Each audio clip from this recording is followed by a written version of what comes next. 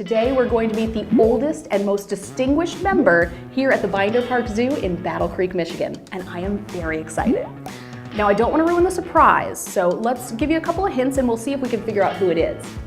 He's in his 80s, he's over 575 pounds, and he loves neck scratches. Any ideas who it might be? Allow me to introduce Al.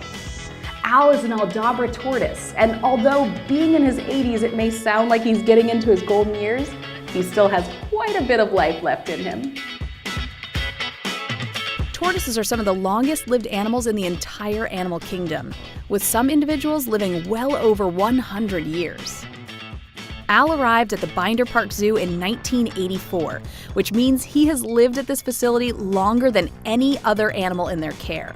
But a few months ago, Al's keepers noticed a difference in his behavior. He was becoming less active, keeping to himself, and becoming disinterested in food. They knew something was up.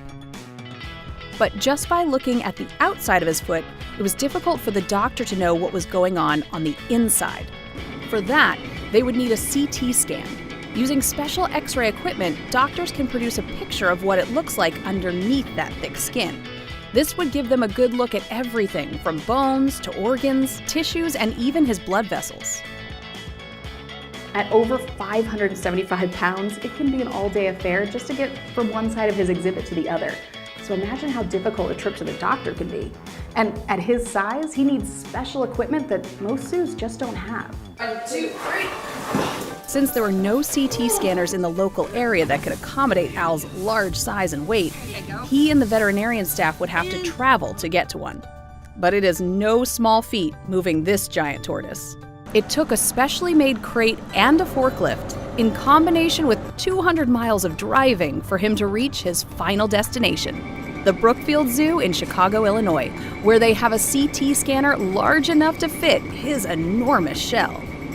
Since you can't explain to a tortoise that they need to stay still during a CT, doctors anesthetized Al for the procedure. It took a large team effort to get him into place, and soon he was ready for his close-up, just barely squeezing through. It was quite the journey to get there, but it was all worth it, as this scan was helpful to know exactly what was going on in Al's foot. Now with this new information, his doctor could move forward with his treatment. Now safely back at his home in Michigan, the zoo staff will have to continue his treatments for some time. Al requires the use of a feeding tube because he didn't like the taste of his medication, no matter what treats keepers tried to hide it in.